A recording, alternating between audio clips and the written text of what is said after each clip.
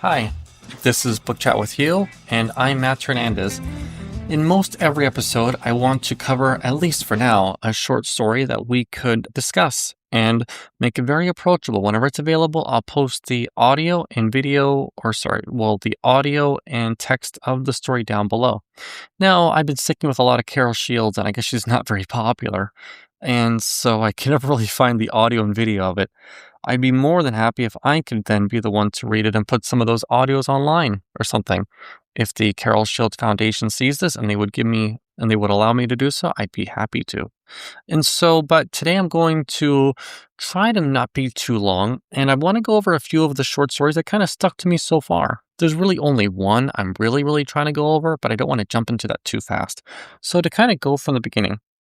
Now, some of my first ones here, and you can tell me if any short stories or stories been sticking to you, have any been sticking to you.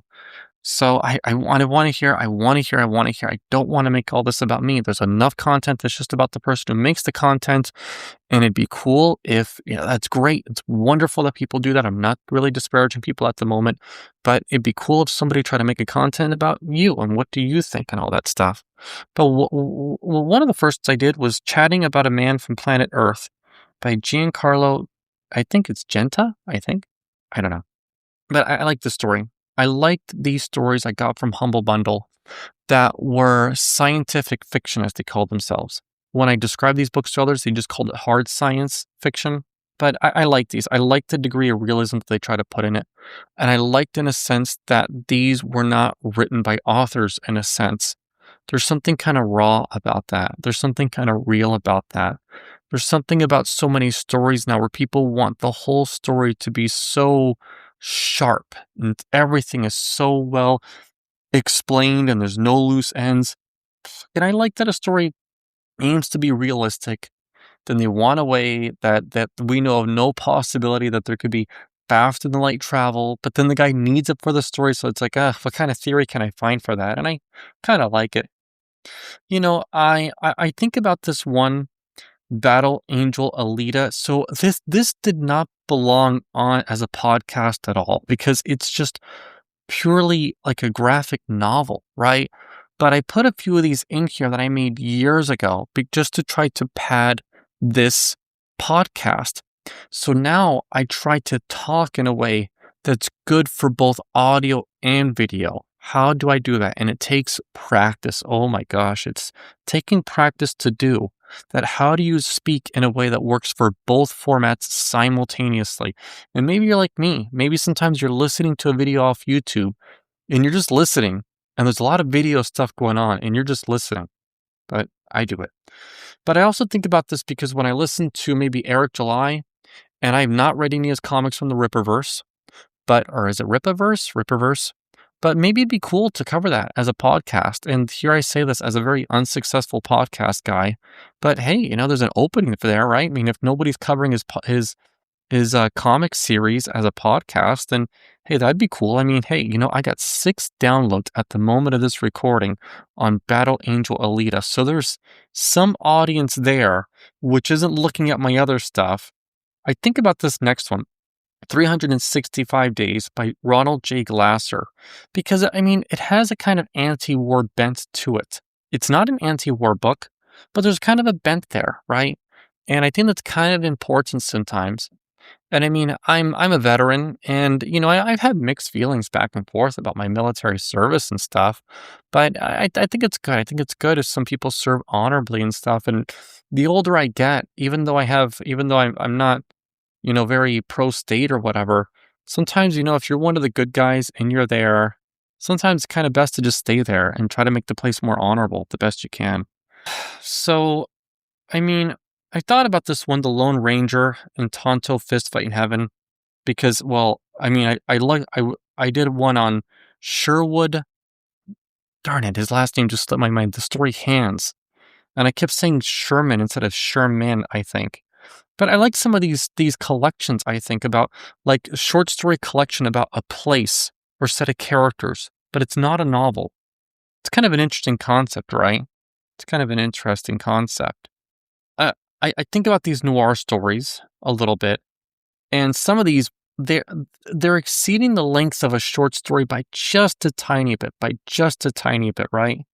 I think about the story Pardon by Carol Shields because it veers into fantasy, but it's not.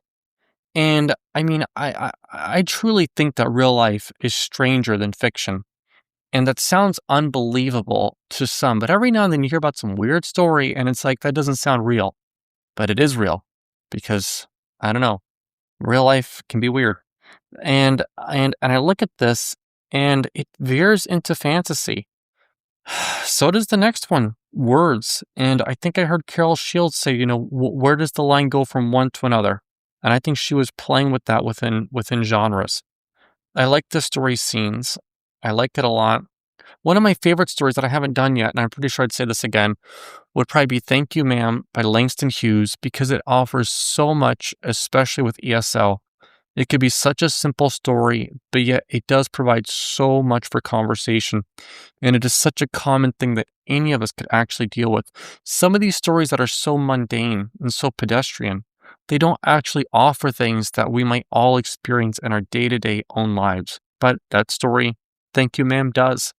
And it does it well. Another one is The Swimmer by John Cheever. And I don't want to go into that one because I'm pretty sure I'll do that one at length again in the future. This one, I thought about this one earlier, Twin Beds in Rome, because somebody was talking about his parents. They reconverted some of the rooms in their house after him and his siblings moved out. And so it made it hard whenever him and his family had to move back to the US for a while. And they didn't have any rooms and stuff.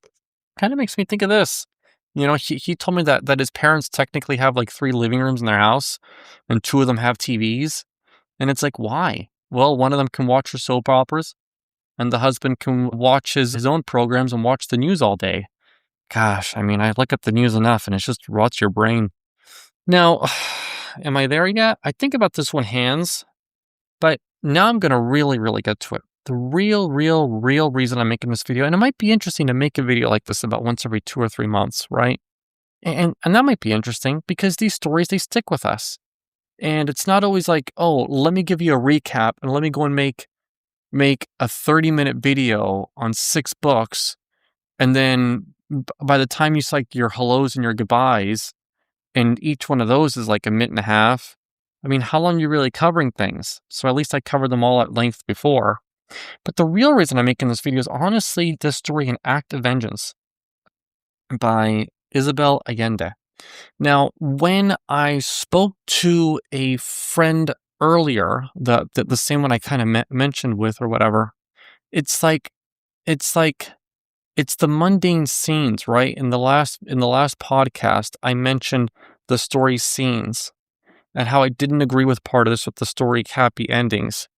And I was there and I told him about my video a little bit, my podcast with the Act of Vengeance. And this guy is a bit of a pastor and, and he has daughters.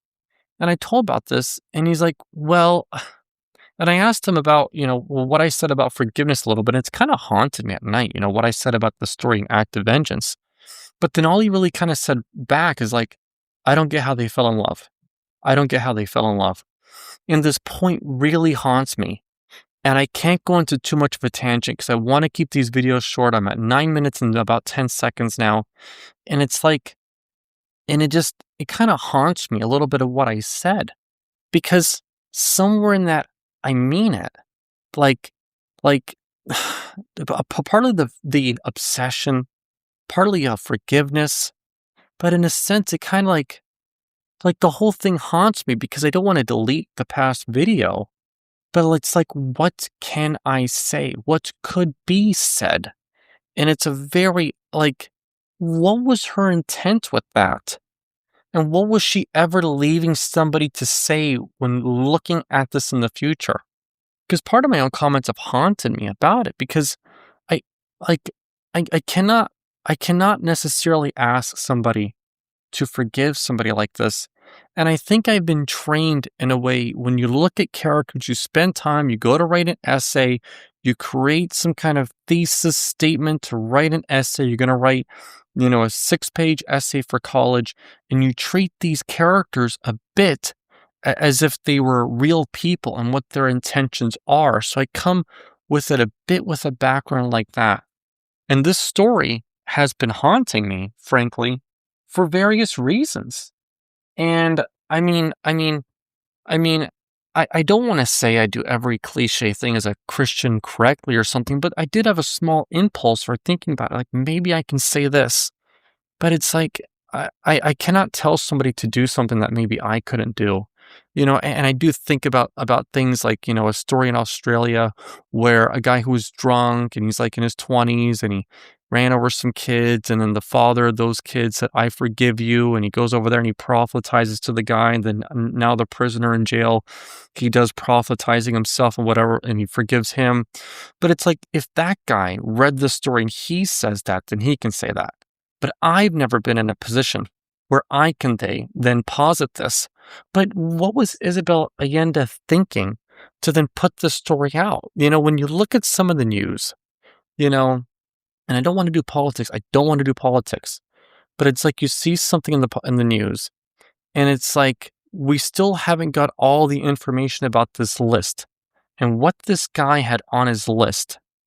And it's like we still need the information from this. So maybe things cannot be forgiven. So I asked this guy if what he thought I said might have been okay in his perspective inside of somewhat of a pastoral role. And all he said was, I don't get how they fell in love. I don't get that. And, he could have said that for a few reasons, and I can sit here and psychoanalyze forever. And, I kind of learned from my wife, like maybe it's not so good to try to psychoanalyze anything and everything. But I wanted to recap with a few stories. And amongst that, this is really the one I wanted to go on, but I didn't want to jump to it first. But it's kind of haunted me. I mean, what was she getting at in that story? And what was I thinking maybe to say part of what I said? I don't know. It's kind of weird. But with that, have a great day. And I'd love to hear what you have to say about these different things. And have a wonderful day. Bye.